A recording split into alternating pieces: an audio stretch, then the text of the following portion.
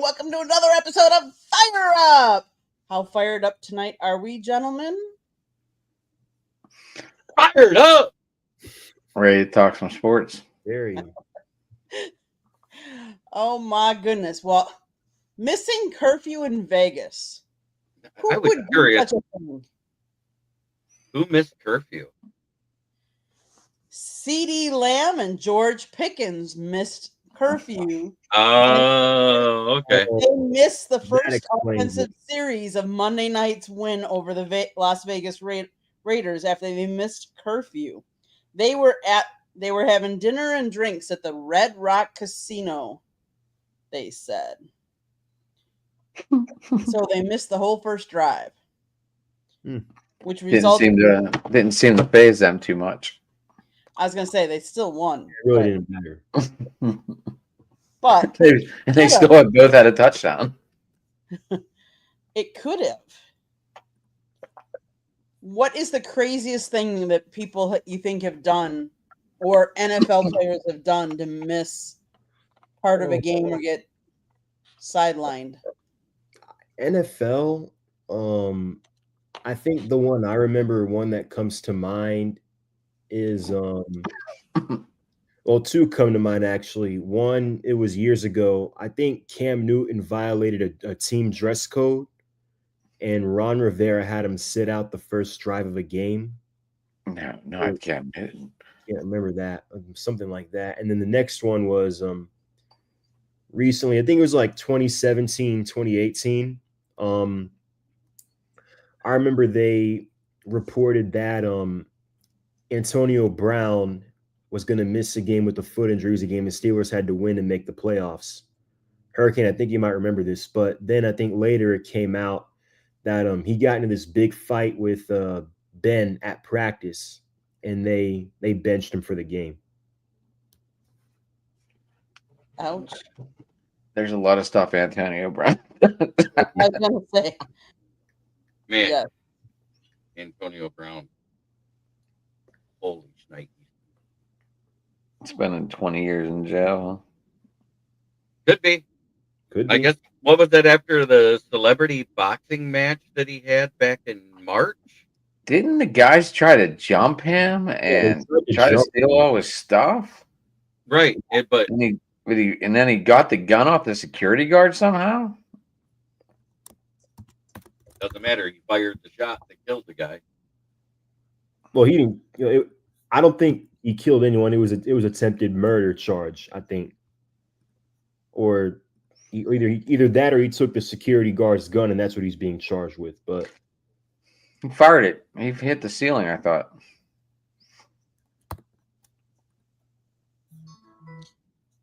I don't know. I thought I read that. I could be wrong.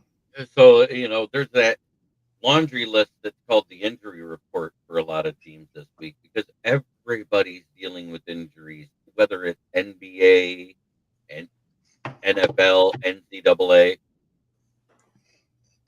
Jeremy, I can tell you one team that's not really dealing with injuries, and that's the Chicago Bears. They got a lot of guys back. Yeah, and we got a lot of guys coming back too. It looks bad, but the only two guys that didn't practice today is Terrion Arnold, who hasn't passed concussion protocol yet, and Kirby Joseph is still dealing with the knee that he hurt in the third quarter of the Kansas City game. Oh shit, my notebook. So, this is what I've tried explaining this to other Lions fans to go to the common sense side of it. I would rather start the year injured and get healthy mid-season to get ready for the playoffs than be ready for the playoffs and get injured and have everybody out at the playoffs. Oh, easily. Because the fact that everybody's crying because we lost to Philly, and yes, it was a horrible way to lose. I admit it. But at the same time, we're only one game out of first place. Yeah, but it's to the Bears. I know. We're all it's the Bears. But let's face it, Samir, you called that though. I said before the season they would. But I knew that they'd start off hot. I said this. They're going to start off hot. The problem is these last 7 weeks, they only got 1 week team to play now. Yeah, because they have Pittsburgh. Brown. If They have Pittsburgh Pittsburgh this week. got Detroit again, they've At got the end of the season. Green Bay again. No, let's They wait. got Green Bay for And 2. Green Bay twice. They have the Steelers this week. Next week they get the Eagles. Yeah. At the Eagles. Then they play at Lambeau. Then they play versus the Browns again at the versus the Packers, 49ers, and then January 4th they play the Lions. They got a rough road to hoe going forward. Yeah. And I said this, I said they're going to get 6 or 7 games to start because they're playing against a bunch of weak teams. I said what I wanted to see the growth in the Bears to make this division better because we needed them to get better as a division because it makes all of us play better when they're all tight like this. I said we needed to see them do what they couldn't do last year, which was win close games. They had 2 weeks in a row where the final score was 25-24 with wins. You don't get much closer than that. Right. Yep. And that's also the first time that's ever been done in NFL history. Back-to-back exact same scores by a 1-point margin. Did not know that.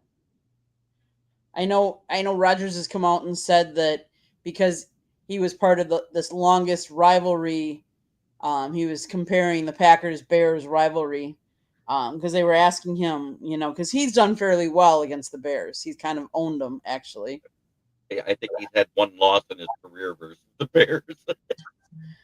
Right. Well, because I think he said before he became quarterback for Green Bay, the Bears had more wins against Green Bay, and now after his tenure, Green Bay has the lead on the overtaken the lead. Yeah. Yep. Adam, have they said that he's playing? Is Rodgers playing? No.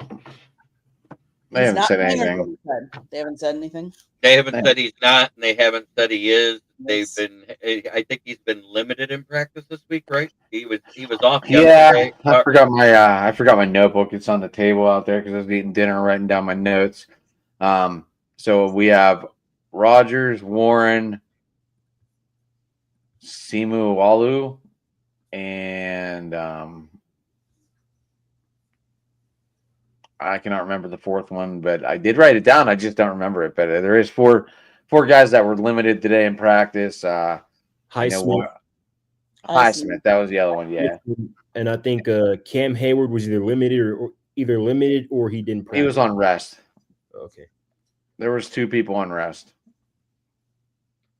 Mm-hmm. But the Bears have some too that are. The Bears got a lot of players back. Did they? Yeah, they have a lot of full participation. Okay. Marcus Sweet coming back. Gifford, I think, is coming back too, right? I know Joe Tooney was DNP, and then Darnell Wright was limited. I think it's going to be a good game. It's supposed to be like 60 degrees, light wind at Soldier Field. Oof. Yeah, it's gonna be like a spring game. Yeah, that really is there. Especially no wind. That's what kind of threw me off because usually whenever the temperature rises at this time of year, the wind just comes gushing in better and faster. Well, and that's what was playing havoc at the Philly Lions game and the Giants Packers game last weekend. The wind. Christian Watson sure as hell didn't notice any wind. No, but the kicker sure did. Yeah. And that was a hell of a catch, Candy. That was Christian Watson catching the end of that reminded me of Santonio Holmes kind of in the Super Bowl. Yeah, that was an awesome catch. That it's like you wish that he isn't as injury prone as Christian Watson has been for us so far. You tell my fantasy team that, all right? Because he just ends up on IR and he's not there yet, so we're good. Let's hope he stays healthy, Right? Yes. Especially since we're going up divisional opponent too, since we're going up against Minnesota this weekend. Yeah, and the thing to watch for Minnesota, because I think that's the only thing with the injuries to your offensive line, the only thing that'll hurt you is if Jonathan Grenard's able to play this week. I know he returned to limited practice he's ruled out, I think Green Bay wins handily. If he's ruled in with the fact that you're on your backup center that almost every Packer fan I know absolutely loathes. And I'm not saying that to be mean. I'm talking about actual Packer fans that just hate this guy because he's been a revolving door at times. Yeah. Mm-hmm. Then Samir, did Trey follow you yet? He said he was sending it. checking right now. I just want to let you know. I just text him and text me back. So, Jeremy, how do you think your Lions match up against the Giants? Doghouse Podcast. Yeah, that's it. Yeah. Mm-hmm. How would I think they match up? Well, you saw the review I just did. I think they have the worst run defense in the NFL, giving up 150 yards per game on average. That and their explosive plays in the running game happens on the outside, which means it's a Jameer Gibbs type of show. Dexter Lawrence to the middle and the defensive ends they have are very good at clogging up the A and B gaps, which means that Monty is not able to really get his normal 5 yards before he falls down. So I think it's going to be more of a Gibbs show this week again, and have him get on that 1 to 2 touchdowns a game track again. So if you got Gibbs in fantasy, start him this week. If you've got the Giants defense, cut him. Yeah. That'd be a waiver wire pull there, Jeremy, if you're starting a Giants defense. Yeah, I know. I need Josh Allen to pick this up here. He's on 4 of my teams. So, Adam, how about your Steelers against the Bears? What do you think? Well, let's see who's going to quarterback first before I go into this opinion. We know how bad Rodgers wants to be out there because of the rivalry that he still thinks he carries from Green Bay. But the Steelers are not very good at Soldier Field. They're 1-12. Yeah, I saw all that the time, and I don't know. I don't know. This just feels like a game where I'm not a fan of Caleb Williams, so this makes it really hard. But we'll see what happens. I mean, I think they're going to win. I think the Steelers are going to win this week. It's going to be a close game, but I think the Steelers win. Well, I would venture to say that me and Jeremy both want that to happen. Yeah, in a perfect world, Jeremy wants it to be Minnesota wins and the Lions win and the Bears and Packers lose. That's a perfect world for me. I understand. And that's not trying to be mean. That's just... No, I know you're rooting for your team. I mean, I get it's it. Called rivalry, buddy. There's no being mean. It's called smack talk. I realize that next week Thursday, you and I are rivalries too. Yeah. We're not doing a Thursday night show next week, right? No, we are not. We are not. Hallelujah. Yes. No, we're taking Thanksgiving off, but yes, our teams will be playing. So my house will be a house divided on Thanksgiving. I think I'm going to do my Thursday day show because it can be a pregame show. If you do it early enough, yep. Yeah, this will be your first. This will be your first pregame show, huh? Yeah, first. Well, no, I did one. I've done one every year. Because last year we were on at 11. I do not go live during an actual Lions football game. That's like the kiss of death. One of two things happens: we either lose, or we lose players. Okay, Samir, who does your team play this week? I didn't even. Well, this is probably the least anticipated hate week the Falcons have had in a very long time. They play the arch rival. They're going to New Orleans to play the Saints. We're 3-7, losers of 5 straight. They're 2-8. The loser of this game gets sole possession of last place in the NFC South. The all-time series, fun fact, is deadlock at 56. So 56 for both teams. Yep, 56. There's a lot riding on this. 56. Atlanta does have the edge in the postseason. They're 1-0. But Um, this is Tyler Shuck's first home start. Drew Brees is going to be in the broadcast booth. So there's that. Both offenses are at or near the bottom of the league. We average 19 and a half a game. They average 15 and a half. Obviously, we're a better running offense than they are. We have a better defense than they do overall. So this is Tyler again. This is Tyler Shuck's first home start. He played well at Carolina when they got the win. I think Drake London playing. Drake London is not playing. So Atlanta's wide receiver room right now is Darnell Mooney, Cal Pitts. No, don't not Kyle. No, it's well. What do you mean? Kirk Cousins loves Cal Pitts. Oh, yeah. We'll see. But this is a Cal Pitts game. This is written all over it to me. Yeah, well, we'll see. It's Darnell Mooney and friends, and if Atlanta wants to snap their 5-game winning streak, they're going to have to run the ball and run the ball effectively at a high clips because Kirk Cousins, in the limited appearances he's made, he hasn't looked good at all. He looks cooked, and that's without the injury. So, yeah, that's kind of where we're at right now. And then we're getting Divine Diablo back, so that should be good for our run defense, which has struggled the last 4 weeks since he went down. I think Mike Hughes was limited today in practice. Where did you get that? Let me get my notes. Hold on. Andy, where did you get that? I gotta ask. Yeah. Where did you get that subscribe thing? I was so random. Yeah, so here are the guys we had limited. Jesse Bates, Matthew Bergeron, who is supposed to be back, Billy Bowman, Chris Lindstrom was limited, but he should be able to play. AJ Terrell is also limited, should be able to play. Same with Jalen Walker and Xavier,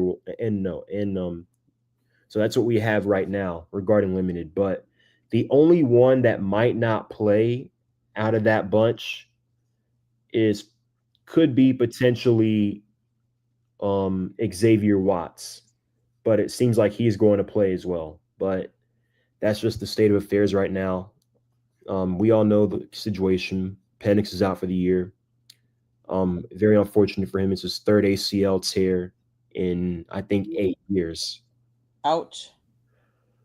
They knew that when they drafted him, Springer. They knew he was injury prone when they drafted him. Look. I drank the Kool-Aid. I wanted him. I said, don't sign Kirk, draft him, and let's run with it. I said, forget those ACLs. You can't pass on that arm. I said, forget it. We couldn't pass on the arm talent. I wanted him. Well, you got what you wanted. Yep. You did. I'll get more into that during my town, but Okay, what about what are we thinking about the Colts Chiefs game? I think it's a must win for the Chiefs. They can't drop to 5 and 6. Especially with the way Denver's playing, the Chargers keep, they dropped to Jacksonville last week, but they keep finding ways to win. They can't afford to drop to 5 and 6 and fall even more in the division race. So they've got to win this one. And if you win that one, you've got 2 winnable ones coming up against the Cowboys and the Texans. Then you have the Chargers, and then you've got Tennessee. So it's given where they are right now, they've got to win that one. Okay. Patriots Bengals. Anybody? Patriots all day. I don't care if Burrow plays. Yeah, it's hard to go against these Patriots right now. Yeah. Jets Ravens. We'll go with the Ravens. Seahawks Titans. Seahawks. Jaguars Cardinals. Jaguars. I think the Cardinals pull this upset. How about the Panthers and the 49ers? I'm going to go with the 49ers. I actually think that the Panthers have a chance to upset them. And the reason why is they seem to play up to the better teams around them. The only good team they lost to so far is the Bills. Can't count the Patriots because it wasn't at home. when they went to the Patriots, I think Bryce Young went out in the second quarter, and you had to see Andy Dalton. You knew they were losing that game. I think he got hurt against Dallas, so a couple of weeks after is when he got hurt. But the concern with Carolina right now is they're thin at linebacker. Roseboom was a DNP, so was Trevin Wallace, and that's not ideal going against a Kyle Shanahan offense, who you know is going to run the ball effectively. Okay. What about Buccaneers Rams? Rams. I want the Bucks to win, but I think the Rams pull it out because they're at home. I need a Buka, so I'm going Bucks. Oh, I need a Buka too. Trust me. I got Devontae Adams too, so that's in one league, but I think I'm kind of out of it in that league. Okay, shall we move to any other NFL stuff you guys want to discuss? Talk about. Kind of a boring slate this week. Not gonna lie, not really many good games, except for a couple. But you never know, because any given Sunday, any given team, like we've seen that more parity this year than I think we've ever seen. So you just never know. I mean, a dark horse could be Minnesota, Green Bay. I mean, Green Bay, you don't know which team is going to show up. True, and you don't know about injuries because let's face it, we've had a lot of those lately. Plus, we've had a lot of drops lately. That's one thing I will say, that the last 2 years there was so many drops on Sunday, Candy from like the first quarter. Yeah. That wasn't even close to Jordan Love's fault at all. No, a lot of those balls are right in their hands, and they just didn't hang on to them. Yeah, I know, and this is the second year that they've had that. I mean, they are one of the youngest teams, but come on, you practice with these guys day in, day out. Like, why are you missing all these catches? Must have been the wind. Yeah. Mm-hmm. Mm-hmm. Yeah, you and I both did that. Not. So, guys, you want to move on to college? Mm-hmm. Yeah. Yep. Okay. Who wants to go first? What the hell was Pat Narduzzi going off and saying this game really doesn't matter? It's the next two games that matter. When I heard he said that, I just automatically knew Pitt was going to get their asses kicked on Saturday against Notre Dame. Yeah, Pat Narduzzi literally said that before the game. Like, why even show up? I mean, it didn't look like they showed up anyway, but why would you say that? Yeah, I didn't understand that. It made no sense to me at all. Nope. Like, he's just looking forward to the 2 ACC games instead of staying ranked. Yeah. Don't get me wrong, Jeremiah Love just ran all over us anyway, but. Mm-hmm. Oh, yeah, I mean, he ran over you guys like you weren't even there. It's like your defense was still on the bus. I think they were still sitting in the locker room. I didn't think they made it to the locker room. They were on the bus. Every time he busted out that 56-yard run right off the bat, and I was just like, it's going to be a long day. So besides the game that I guess I would probably be looking forward to the most is probably USC Oregon this weekend. I think that could be a good game. What other game? USC is going to pull another upset? I think they could. This is the game day week, right? I think so. Wow. Hopefully, we don't have to see another kid butch that kick like we saw Saturday. That was ugly. I don't know if you guys watched any of that or not. Wow. I don't know if you guys are looking at the games that are going on right now, but the Stephen F. Austin Lumberjacks are tearing apart the Northwestern State Demons. Granted, they're a 1-10 team, and the other team's 9-2, but it's 62-7. Wow. This is football? Yeah, football. What are we in here? What division? I went to NCAA football. This is like low end Division 1. Maybe even Division 2. Thursday night games. Yep. Off. The Louisiana Raging Cajuns are leading the Arkansas State Red Wolves. I can't believe somebody let their team be called the Red Wolves in college football. 31-27.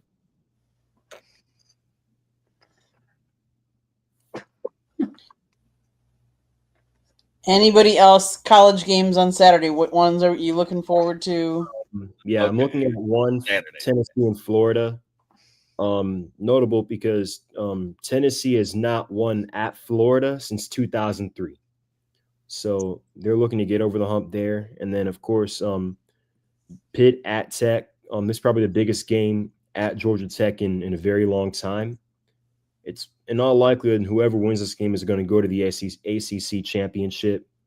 It's also senior day, and so it's going to probably be the last home game of the year unless they end up hosting a playoff game.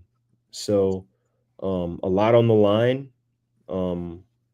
They barely got by Boston College last week, but they've tended to play a lot better at home than they have on the road this season. So see, I'll be curious to see how Pitt rebounds this week for sure.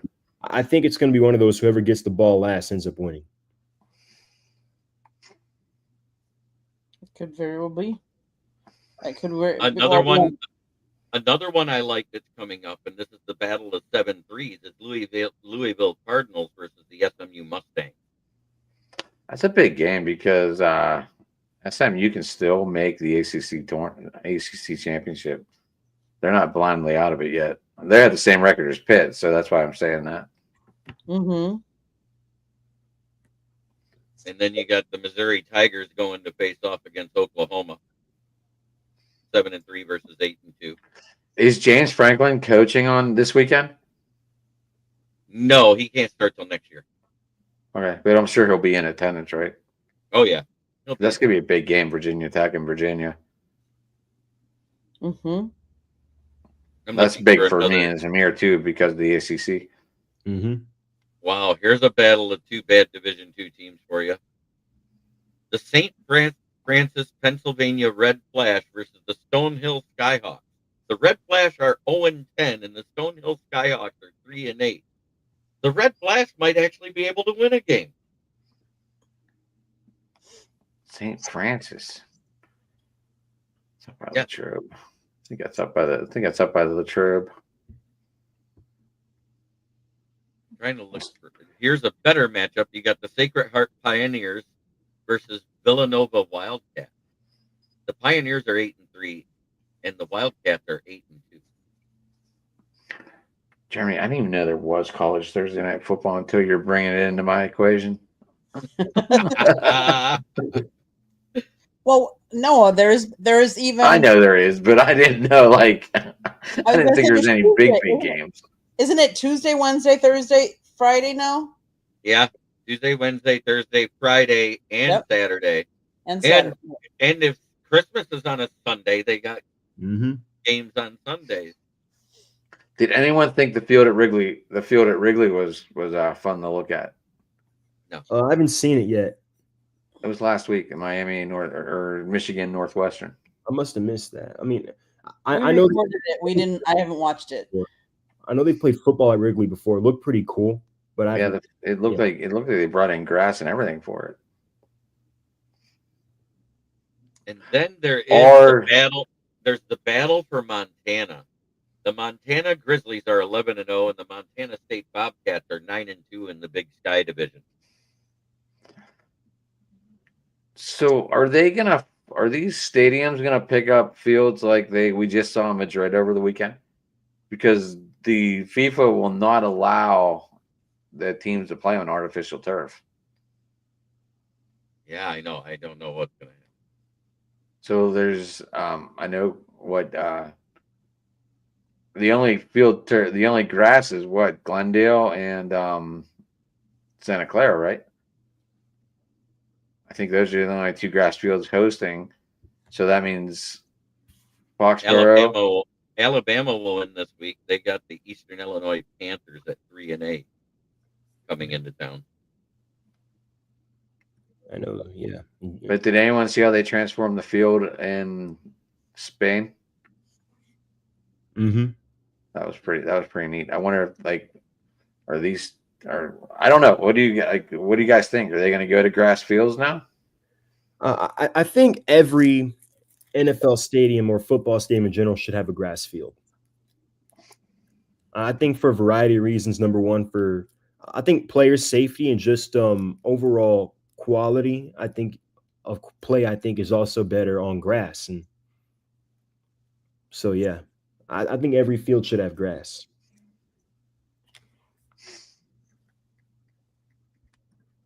Well, Jeremy, we had a little bit of this conversation on Tuesday, but you were over here. Yeah. But I was just curious what you guys thought. The Meadowlands are going to have to go to grass because they're hosting the actual championship game in New Jersey. Right. What all stadiums have regular grass? Oh, and Quest is going to have to go to grass too. Quest, Lumens, whatever it's called now. or the Seahawks. I'm just wondering why there's all these good teams playing like absolute Division II cupcakes this late in the season. Doesn't that hurt their RPI index? No, because it's in division now.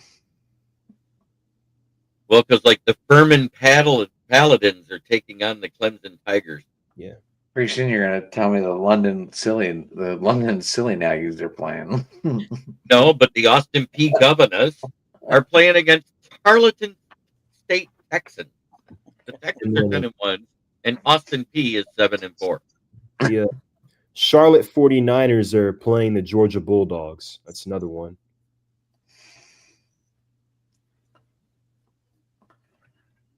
Oh, I feel like they probably have pretty cool, pretty neat mascots. Mm-hmm.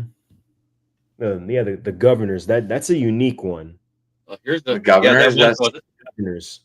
Yeah, that's why I said it when you said London. I had to say Governors. Governors. Governors. Oh, what was the name of that team? The London Silly Naggies or something? No, it's Austin P. No, is that off the Family Guy episode? Oh God, I can't even remember. When Peter got shipped to London. Anyway, I'm off topic. Anyway, Nebraska versus Penn State in Penn State. 7-3 Cornhuskers versus the 4-6 Nittany Lions. That should be a wipe the floor game. Should be. Now, did you know there's actually a team called the Mean Green? Yeah, North Texas, right? North Texas. Yep, they're 9-1, and they get to go face the Rice Owls. Yep. At 5-5. Yeah, they play in the same division as FAU. Because they played. I feel sorry for you, Candy, but your Wisconsin Badgers are hosting Illinois. When? Saturday at 7:30. Oh, yeah, well, they are. I mean, the way you said that. Oh, yeah, they are. We've missed the bowl game now the last 2 years, so yeah. They're all playing for their jobs at this point. I don't know. Boy, Deion's been doing a great job with Colorado this year, hasn't he? Yeah. Oh man, see, I know we're not national. You know why? We didn't bring up that name at all for Pro Talk. I'm so glad. They love him on Pro Radio. Holy cow! Now I will say we're gonna actually be at the UConn FAU game. Oh, you got FAU this weekend. That's right, Dan. Are you going to meet up with what's his name? I'm sure he will be there. He's normally I forget there. his name already. Little dude. JJ. Yep. JJ tonight is at FAU. He's covering the men's basketball game is tonight. Or they played earlier, I should say. They already won, but yeah.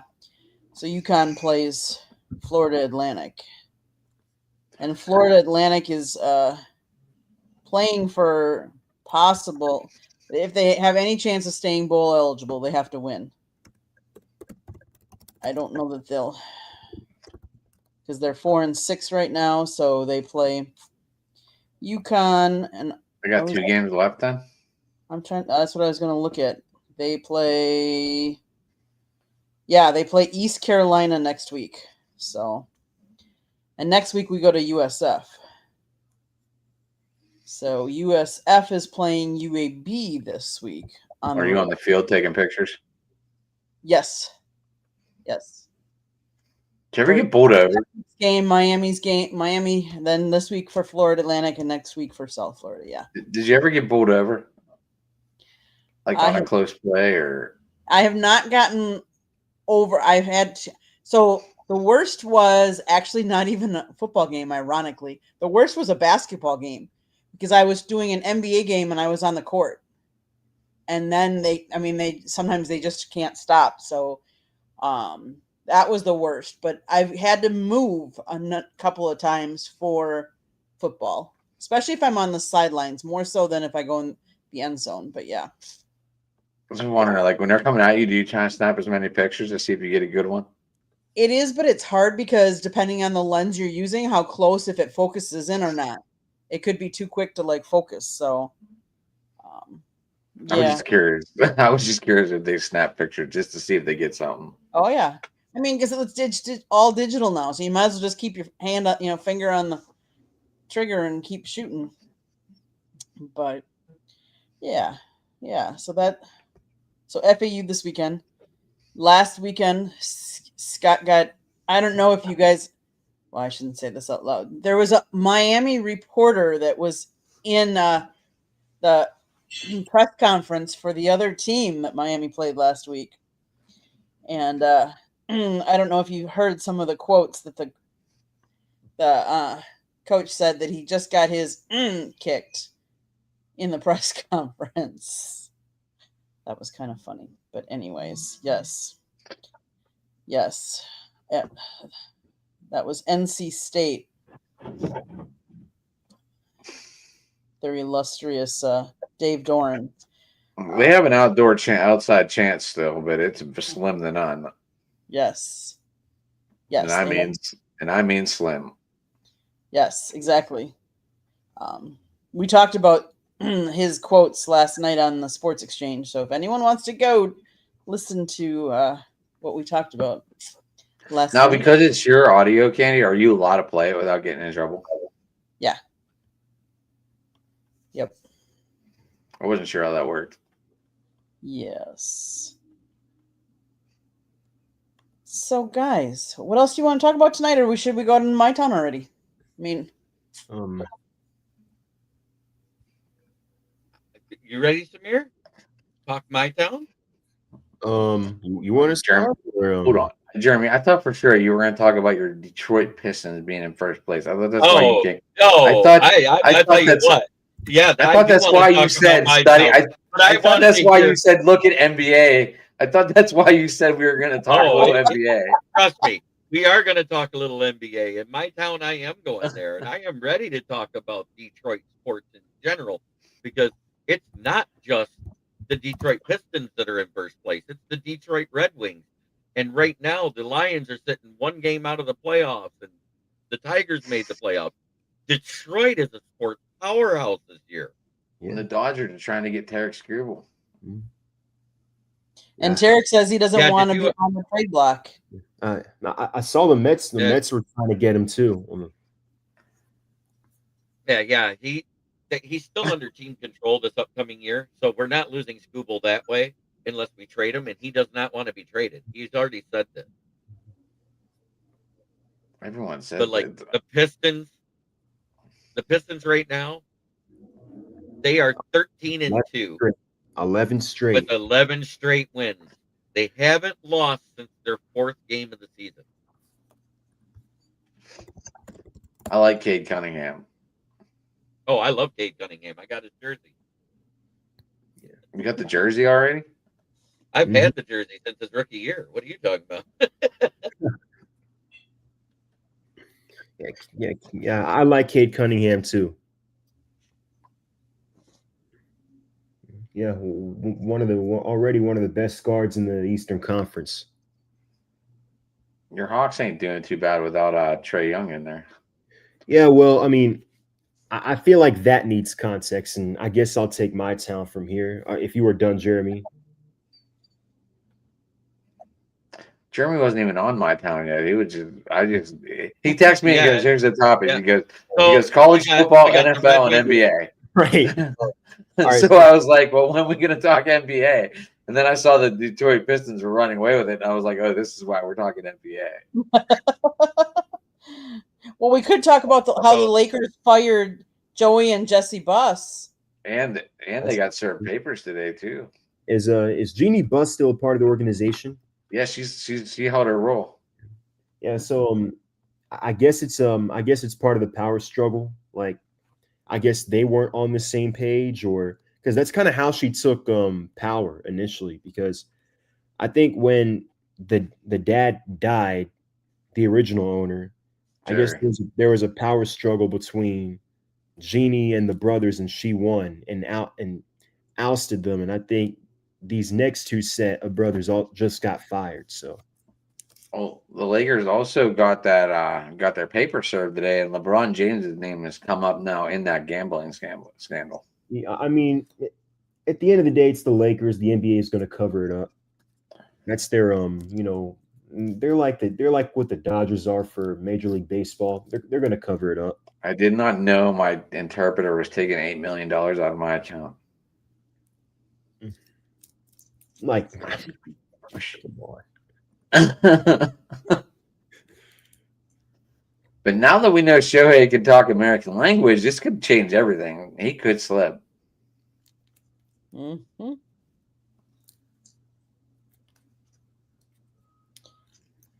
Because the MLB definitely swept that under the rug faster than 3 steps. Oh yeah. The NBA is going to do the same with this as well. Well, this ain't the NBA. There ain't nothing the NBA can do about it. This is in the FBI. This is in the FBI. Because I saw reports saying the NBA asked the Lakers to hand over documents. So yeah, I think the NBA was trying to stay on top of that part, but the other part, the FBI has. Yeah. But if LeBron James' name still comes up, they can still investigate him. Yeah, because especially with that, I feel like the Luka trade. There's a lot more to where that came from. I'm sorry, there's a lot more to where that came from, possibly. I mean, you just can't convince me otherwise that it's like they go from having no future to overnight they have a 26-year-old, arguably the best offensive player in the league. Like, what? And they gave him away for basically nothing. Like, and did you see the news today? Yeah, the Mavs are trying to trade Anthony Davis. Yeah, the Mavs are trying to trade Anthony Davis today. Yeah. They're listening to offers. I don't know who the hell's going to offer him anything. Anthony Davis just cannot stay healthy, unfortunately. Right. I mean, he might be a good sub. I mean, when he's healthy, he's great. But when he's not healthy, right? I mean, at this rate in his career, I think, is it a hot take to say that he's a bench player or better off being a bench player? Well, when he's healthy, Samir, he's like one of the best. Yeah, but that's the problem. He's not. But he's not healthy. Dependable. Right. Mm-hmm. And that is a major problem. Yeah. But I see your point, because I was ready to say the same thing. Yeah. It's like, yeah, when healthy, he's a Hall of Famer easily. When not, but that's the issue. Right, but when the minute this guy gets injured, it's over. And he really probably does not want to be in Dallas anyway. Yeah, no. And then the question is Kyrie still going to want to be in Dallas whenever he comes back? I doubt it. because I think Mark Cuban's back at the table now, and I think he's hinted towards they're going to rebuild around Cooper Flag, Derek Lively, the young talent they already have. So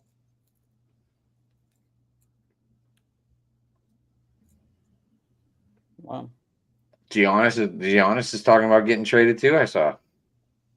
Yeah, he talked about it, but he's threatened that stuff all the time. Because what happens is every time the Bucks start to slip up a little, they sign what does he do?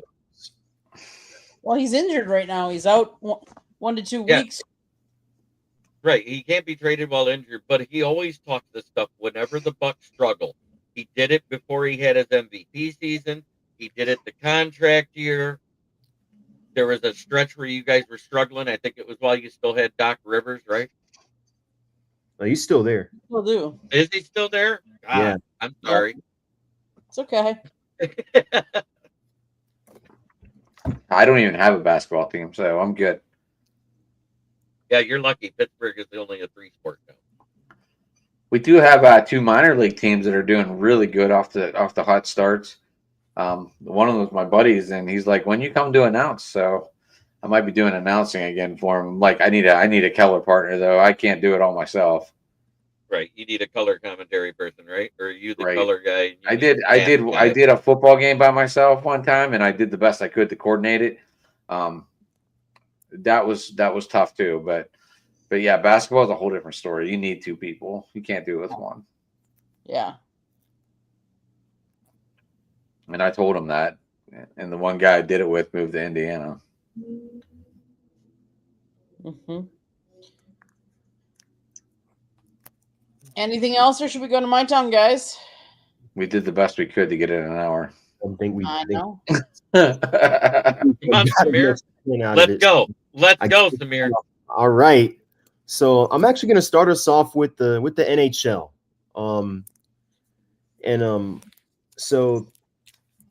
There's been a lot of talk about the NHL coming here for maybe a third go round.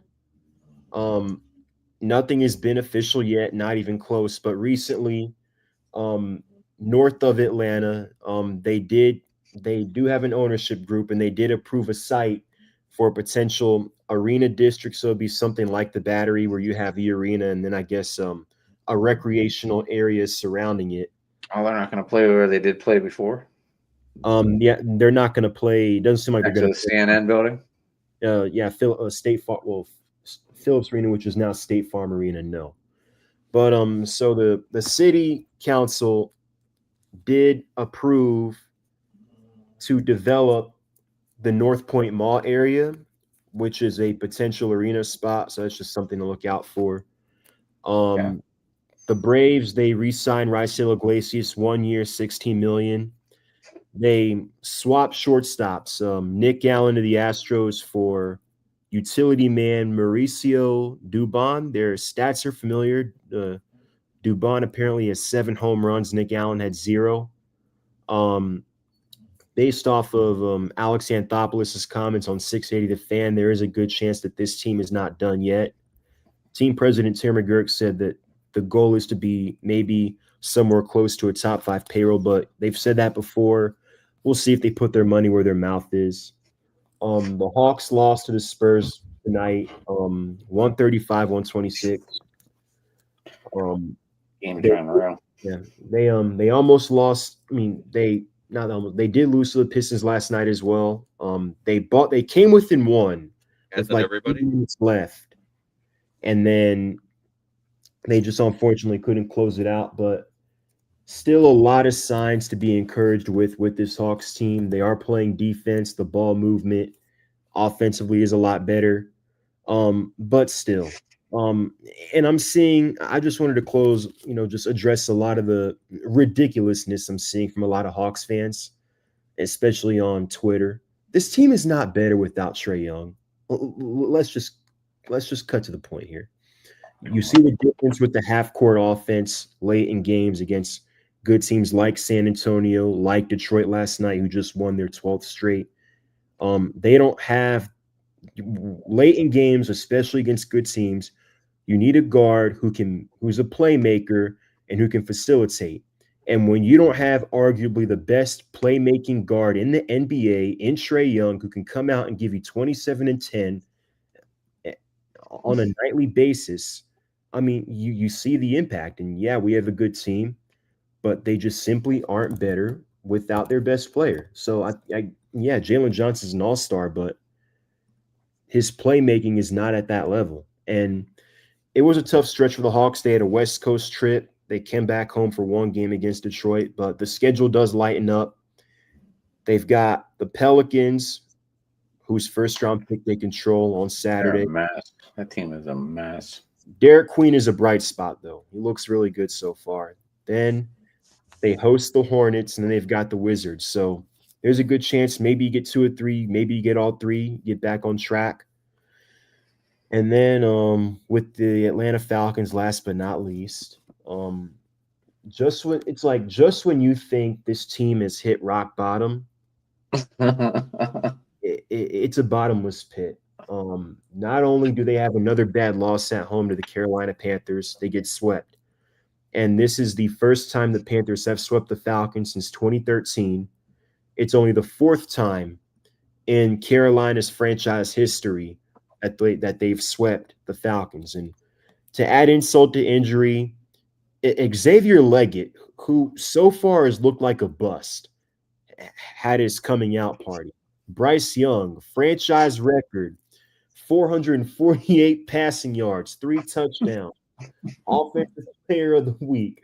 I saw a tweet the other day. It was on 680 The Fan that the Falcons might be the only reason that Bryce Young is still employed.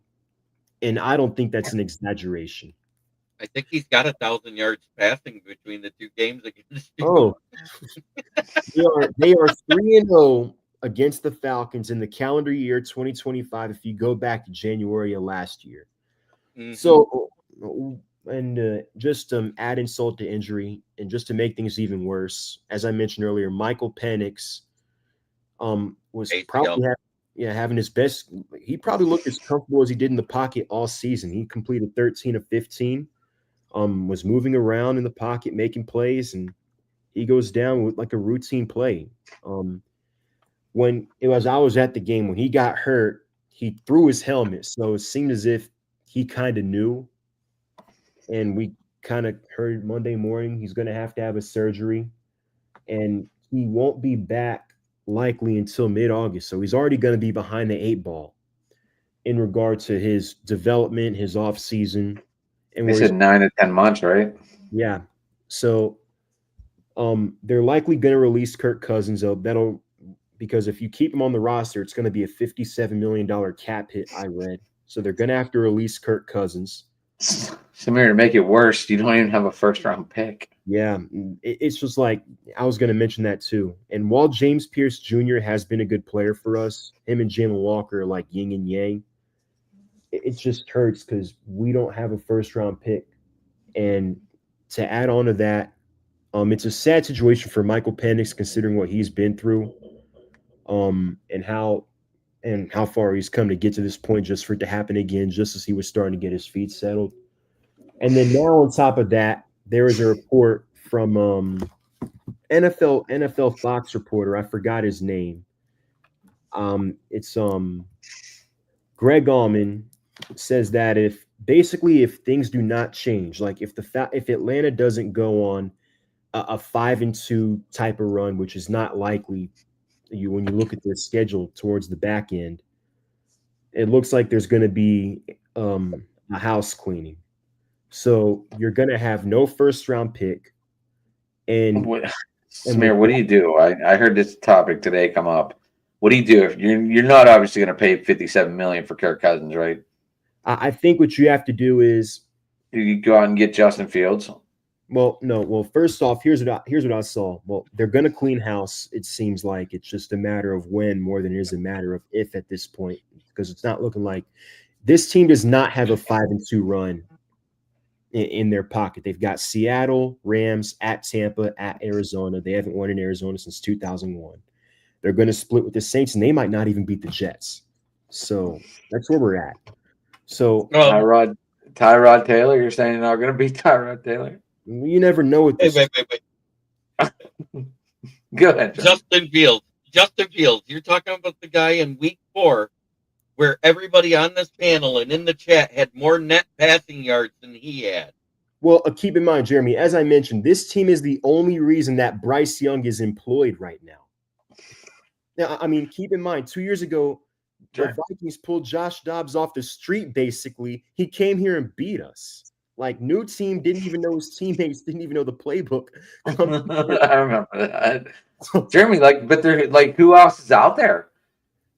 Joe Flacco, he's doing pretty good in Cincinnati. You get Joe Flacco, have him start 3 or 4 games until Michael Penix comes back. But that's what I was. You don't want Cousins? No, not for 57 million. For 57 million? No. I mean, I would take Russell Wilson right now over him. No, you wouldn't. No. Wow. You could have Josh Rosen. You could get Josh Rosen for nothing. Oh, bro. Judge, you love Josh Rosen.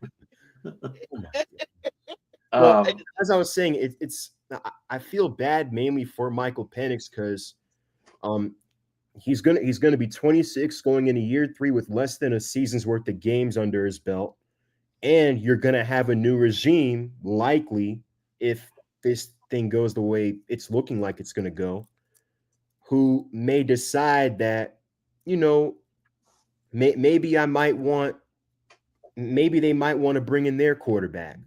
So it's just a bad situation. They're not going to be able to bring in their quarterback. There's no first-round pick. Depending on where they're picking in 2027, they might want to bring in their own guy that year, and depending on what that class looks like. So it's just a terrible situation all around, unfortunately.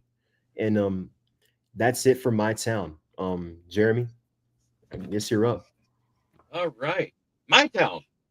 Like I said, Red Wings, who lost tonight 5-0 to the New York Islanders. They can beat the Rangers, but they can't beat the Islanders. I don't get that. So they finally got another loss under their belt after winning, I think it was like 6 in a row. But they're in first place in their division. It's the first time I ever heard you talk hockey. It's because it looks like the Iser plan might finally be working. I reserve all judgment till March because last year we were in the 8th seed and in the playoffs and had a 4-point lead going in, and we ended up in the 12th seed when all was said and done at the end of the month. So unless they can do what the Pistons and Tigers have done the last year, which is make the playoffs, I don't trust the Iser plan. Look, that Eisman plan, Jeremy, worked in Tampa, but it took 6 years. Right, and this is year 6. So there should be an improvement right now. This is like this is right, and I'm seeing improvement, but I still think they need help on the front defensive line because that's where we're losing, and there's a lot of fast breaks where people get open, and when you got a guy that's doing 2-on-1 on a goalie, it's never a good situation. No, unless you got a good goalie. Well, Gibson is good, but he's not Patrick Waugh or Dominic Hasek or even Chris Osgood. I was going to say you brought up the enemy, but you didn't bring up I didn't think you were going to say Osgood. Hey, Hasek was a Red Wing. Hasek was awesome for you guys. Yes, he was. He's the one that took over when Osgood retired. Right. You guys always had good goalies. Yep. Do you know why goalies wear the neck shield? Yeah, because that goalie got kicked in the throat. Wasn't kicked. Oh, his he got skated own on. Teammate skated across his throat because he was angry with them because it was Grant Fuhr. Yep, the Buffalo Sabres. Yeah, this is when he just got traded to them, right? Yeah, he just got traded to him, and it was one of the forwards, and he was mad because he stonewalled him when he was on the other team the year before, and he fell across the ice making a block, and the guy skated across his throat. That was one of the scariest moments. That happened the other day, like 20 years ago or something. I've seen that video on YouTube. It was crazy. It was pretty intense, right? There's a lot of blood. No, somebody skates across your throat. I bet there's a lot of blood too. Yeah. That was a scary moment. Mm-hmm.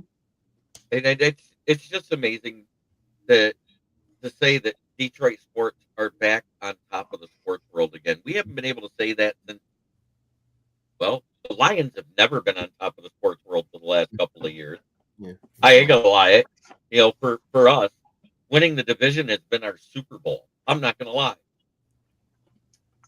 And the casual fans are coming out of the woodworks now, and now because the ticket prices are so high, you don't hear that same energy in Ford Field like you have over the past couple of seasons. It's more of the wine and cheese type of fans that are casuals that are like, oh, they're good. I'm gonna go. I can afford it. I can go here. Yeah. I saw apparently like this season, like the ticket prices are like off the chain now. They're like ridiculous. Yeah, the only team that that the average fan can go to, well, it's the Cleveland Browns because their nosebleeds are $6 a piece on StubHub. Yeah, and even when they move into their new stadium, that's going to change right there. And that's what it is. If you look, all of the teams that have newer stadiums are the most expensive prices in the NFL right now. Everybody else is at that medium. And let's face it. Hold on. Are you talking about resale? Like after the original person buys the tickets? Or are you talking about I'm talking about StubHub into Ticketmaster to buy the ticket right now because they're not sold out. You can get third level tickets at the Cleveland Browns Stadium for $6. Yeah. Well, I was gonna add up in the 500 section. Yeah.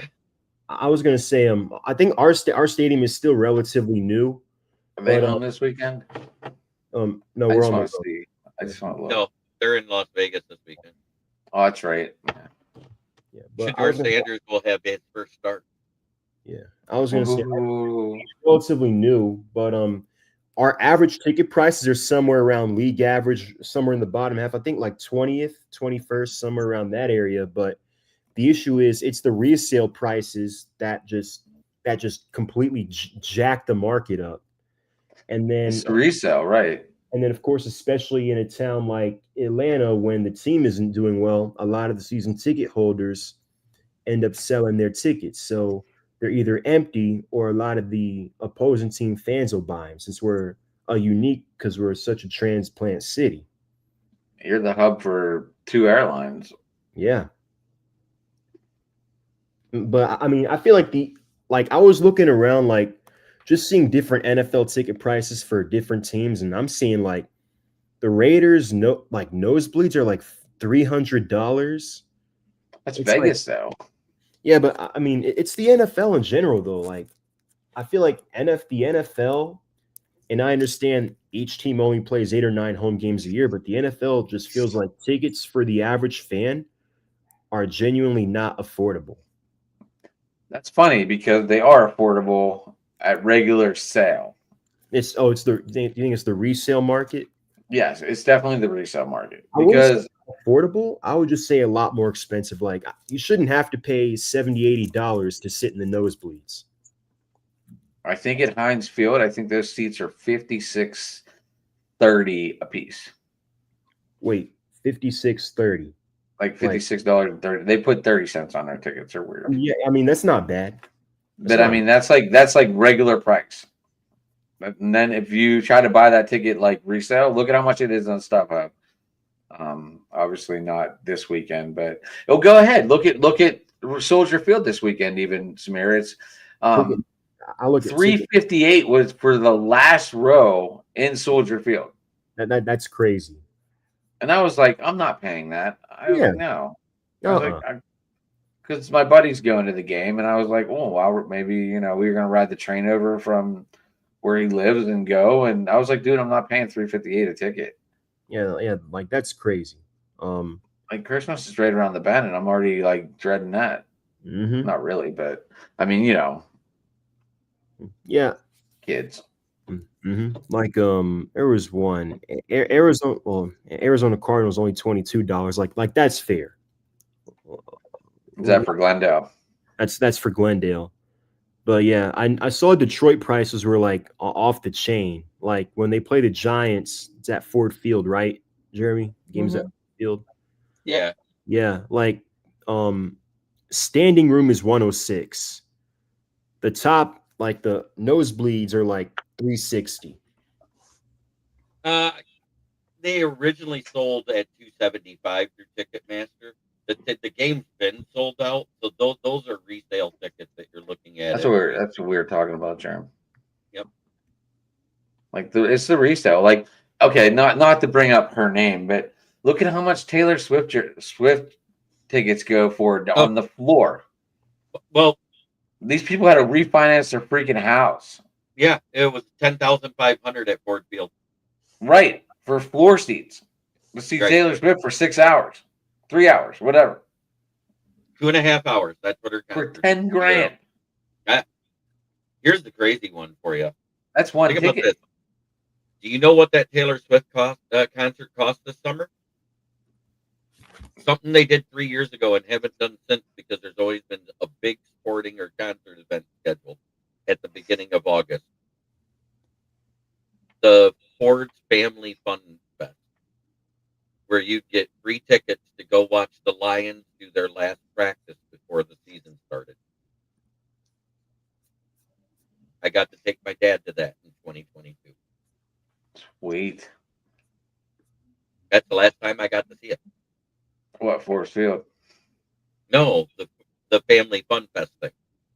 I got to meet a fellow podcaster that Scott knows, Dom DeRubis. I got to meet my buddy Eric Sean that used to comment all the time. He's just he has a different job now, so it's harder for him to be on these live comments. And I met a fellow podcaster, David Pike. And we all got together, and then after that, we went to the Brass Rail Pizza Bar there, just down the street from Ford Field, and we got a pizza and had a couple beers and had a good old time. And that is David Pike is the person that bought me my Billy Sims jersey, the signed one that I showed you that night. I did see that. My dog must have had a rough day, man. She's out cold. Jeremy, are you done with your town? Yes, I am.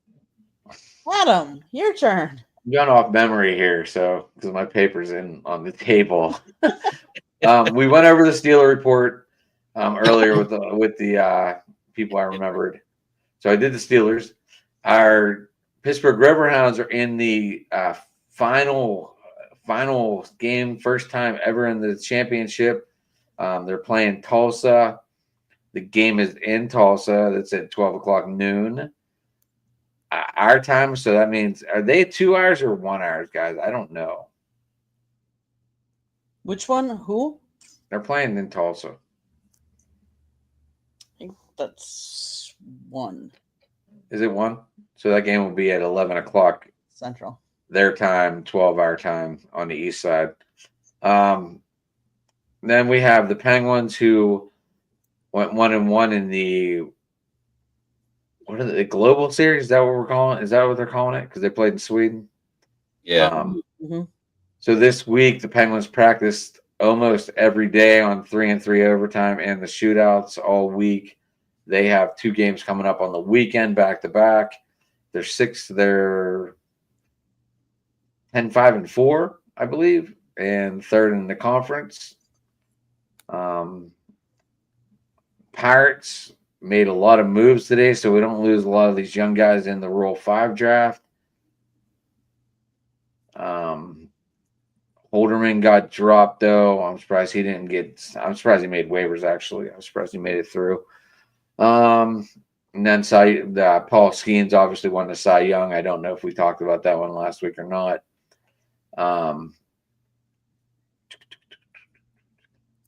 Pitt plays Georgia Tech this week. Big game for both teams.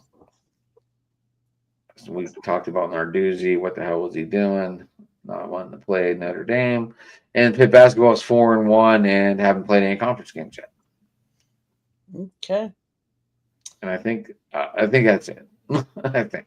I'm going to start with the boys of summer. So the Brewers have actually manager of the year 2 years in a row for Pat Murphy. Is that, Kenny, do you find that weird that both managers won it 2 years in a row? I know. I thought that is odd, but I'll take it. I mean, I really think Absolutely. Stephen you Voigt, know, good job. they both did really good. Yeah. Brandon Woodruff accepted the Brewers qualifying offer, so he's going to be making $20.2 million, I believe that is, and he admits he might have been able to get more outside of the Brewers organization, but he loves playing for the Brewers and the fans, and he's like, so that's cool. But that also means that we might have seen the last of Freddie Peralta in a Brewers uniform. I don't know how I feel about that. And Samir, I don't think you mentioned this, but they did announce that the Brewers are going to play the Braves in 2026 in the Little League Classic. Yeah, I forgot I about thought they were playing the corn. I thought they were playing the corn game. Who's playing in the cornhole? That's Phillies and Twins, I believe. Phillies and Twins. Okay. Yeah. So it's Brewers Braves in the Little League Classic and the Phillies and Twins in I'll be curious Iowa. to see what Little League jerseys both wear. Yeah, that'll be interesting. But I mean, those are the two teams together. But as far as I thought this was a fun fact that on November 17th, 1940, the Packers were the first NFL team to fly to a game. The team was playing the New York Giants. So it's kind of ironic that we just played the Giants, but it was back in 40 that the Packers were the first NFL team to fly to a game. Just an odd random fact. You got to throw those out there once in a while.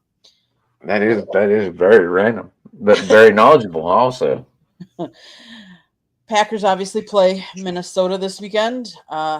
We'll see what team shows up and how injury, like Josh Jacobs, is he going to play with his knee injury? We know that Kraft is out.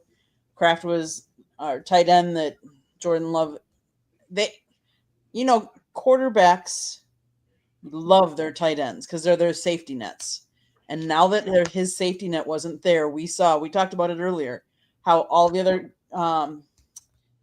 other wide receivers were dropping passes. So let's hope I'm hoping that Jacobs can play, and that because he found I think it was a bone bruise is what they said.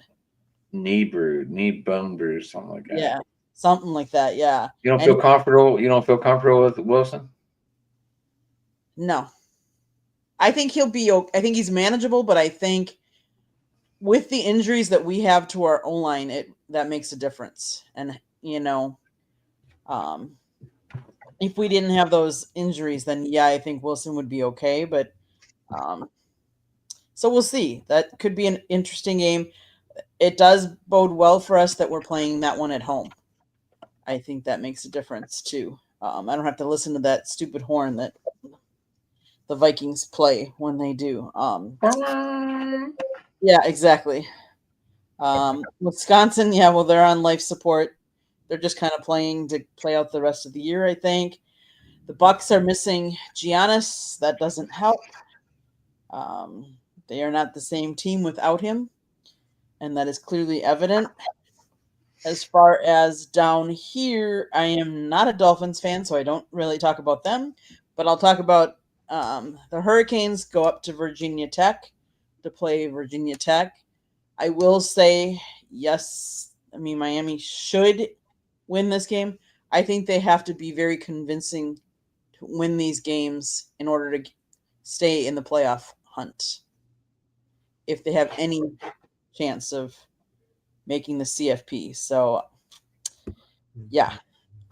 So they have Virginia Tech this week, and they played 8 games at home this year, which was a lot. And so then they play at Virginia Tech, and then the following week, since next week is Thanksgiving and we won't have a show, then they go to play Pitts. They play your team there, Adam. Final game of the year. They play at Pittsburgh. Yes, they do. That could be an interesting game. And we'll see how it plays out because, like I said, Pitt beats Georgia Tech this weekend. It's probably going to be a huge game just because of Pitt could win the ACC. Yep. Or go to the title game anyway. Exactly. Exactly. So we already discussed that I'm going to be at the FAU game this weekend. Looking forward to that. They're always I don't do a fucking feel. um, My bad. Texans are up 23-19 with 5:44 left. Yeah. Is that right? Yes, the Bucks lost tonight to the 76ers, 123-114. Again, we're without Giannis, and that makes a big difference for Milwaukee. I think that's pretty much it. I do want to go around since we're not going to be on next week. What is either one of your favorite Thanksgiving memories? What was a food item that you really like, or something related to Thanksgiving? Since next week, Thursday, is Thanksgiving, and we're not going to be on. So, whatever you want to be. I think my favorite memory, it goes back a long time ago. I was only 7. It was the last time when my dad and mom was still married and my whole family was there with my grandma and grandpa for Thanksgiving. Okay. I was gonna say, going to my grandparents' house and looking up all the back when the newspaper was big and you got all the Black Friday deal ads and everyone was going through them and just having a good old time. So I don't know if it's available online, but if you look up the Flint Journal and the date was, I believe it was September 3rd, 1975, Section C, which was the Metro section. Yours truly was on the front page of the Metro section. And the reason why is I went to a certain school district in Flint called Beecher. Beecher is on the north end of Flint, which is a very ethnically persuaded part of town. And it was a picture of my father holding my hand, and we were walking in the door together. And then there was a little captain with a quote because they asked me if I had any brothers or sisters. I said, yeah, I got my sister. Hers little, she's at home. Neat. Samir. I think my favorite Thanksgiving memory, this is many years ago. And we were in Jersey. We were renting an Airbnb.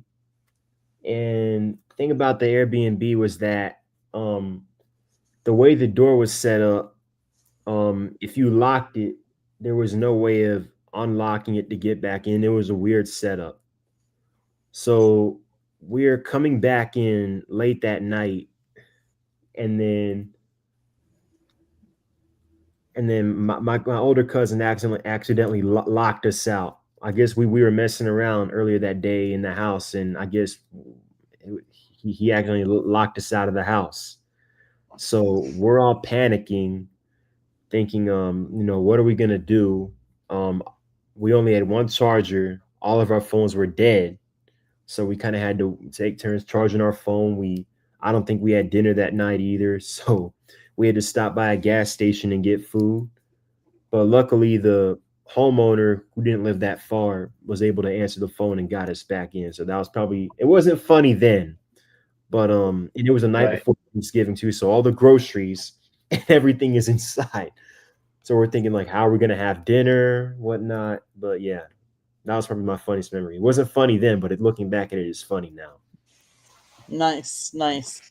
And I'd probably say my favorite was, I don't come from a big family. So yes, I have 2 sisters and a brother, and that's kind of big. But my dad had 1 sister. My mom had 1 brother. We all lived within an hour. My grandparents retired onto a farm, a 110-acre farm uh, in Beaver Dam, Wisconsin, and the whole family, my 2 cousins, my aunt, my uncle, on both sides, both sets of grandparents, all of us were. And I remember that Thanksgiving specifically because I didn't have to be at the kids' table anymore because my cousins and my brothers and sisters were all younger than me and there wasn't enough room. So I got to eat at the adult table. You didn't miss a whole lot, did you? No. No, but always fun memories. So, with that being said, let's go around the room. Everybody tell how people can find you and get a hold of you. Samir, why don't you start? You can find me on X at ATL_Samir2401. I post a lot of NFL content, Atlanta sports content, whatever articles I publish, I post on there. You can find me every Thursday night on My Town. Thank you guys for tuning in, and I'll see you on the next episode. Adam? You can get me at Sports Talking It on Twitter, guys. Driving to the Top Productions. Ad McNally tonight on Facebook. I didn't realize. I thought I had to go into Twitter, but anyway, you can get me there. You get me Tuesday nights on the Driving to the Top channel on open mic. Wednesdays you can get me on Pittsburgh Sports Talk with Rich, and if I got time, I'll pop on that guy's channel above me on Wednesday. Or if I'm sick at home with kidney stones, I'll pop on his show in the morning. Not very often. I got an update from the Bills game because it just clicked. They just stopped them and got them on 4th and 2 at the Houston 45. So more than likely they're going to punt with 3:42 left in the game and a 4-point lead because the Bills scored a field goal. Sweet. Jeremy, how can people find you? Well, you can find me right here on the South Florida Tribune, occasionally on Tuesdays on Inside the Pigskin, and every Thursday that we do a show on Fire Up. You can also find me on the SouthFloridaTribune.com under the contributor writings, or you can find me under the Motor City Tribune heading, where I write about the Detroit Lions and occasionally other teams in the NFL and reviews of their games, not previews, because I really don't focus on their previews. But and occasionally I might write about another sport. I might have to write about Detroit sports in general this week. This is amazing. I just want to say, Jeremy, I know I interrupted you, but I just want to say thanks to everyone watching on my channel out there. We're up over $1,000. Yes. That's amazing. Awesome. Love it. But Jeremy, go ahead, finish. I got excited about that. Sorry. And then you can follow me on my channel, which is Kneecap Biting with the Motor City Lions. You can occasionally find me Tuesday nights with at Sports Talking It on Driving to the Top Productions and his crew. You can also find me on the Huddle Sports Network, which is available also on Facebook, but I won't be on their YouTube anymore because as you get closer to monetization, you're only allowed to go into one YouTube channel, or you will not be monetized.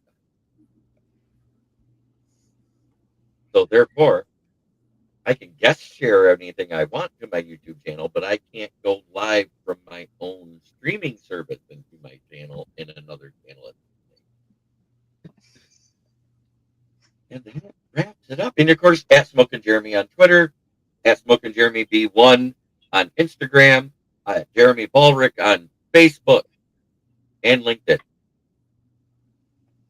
Okay.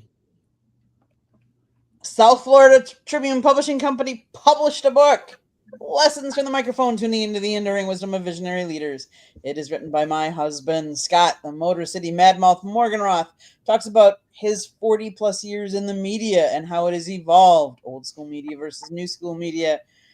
I mean, he's interviewed the likes of Muhammad Ali, Tommy Lasorda. There's pictures of both of them in the book. There's lots of other stories. Go get your copy today. It's available on Amazon, Barnes & Noble, Kindle, Google, and Apple Books. There's also a link on our website, www.southfloridatribune.com, where there is a plethora of other content. So go check it out. If you like to listen to podcasts, you can find us wherever you get your podcasts. If you want to advertise, sponsor a show, be on a show, have topic ideas, you can always email us at southfloridatribune@gmail.com. But if you see that red subscribe button in that lower right-hand corner, that means you have not yet subscribed to us. I do not know what you're waiting for. Just do it, like us, share us with all your friends and family, and then turn on your notifications so you're notified every time we go live. And then one last thing I would ask of you to always visit and watch anybody that's on any of our shows, because a lot of them have their own channels, and we're all here helping each other out. So I would ask any of the people that are subscribed and watching us tonight that they would go subscribe to your guys' channels or anybody else that's on any of our other programs. Because Monday nights we talk baseball, Tuesday nights we talk football, Wednesday nights Sports Exchange. You never know what we're going to be talking about. Thursday nights Fire Up Here. Normally we talk sports, but you just never know. And then we have a couple other shows that you never know what we're going to be talking about. So definitely check out all of our channels. We appreciate all of you that have been watching, all of your comments. Jeremy, you want to end us? Oh, and I'm going to quick say a happy Thanksgiving to I everybody. was going to say happy Thanksgiving too. I was like, I'm going to butt into here, but I'll wait. Before I say what I usually say, this Saturday there's a young lady who turns 54 years young. My sister, Judy Smith. If you're out there, happy birthday early. But try every day to be a better person than you were the day before. That's the only way to make the world a better place. It starts right here. Much love to everybody in the chat. Thank you for watching. Sharon Bell, Joseph Post, and those others that are watching across the Twitter sphere. Yes. Thanks, everybody. Happy Thanksgiving. Thank We'll you. see you in 2.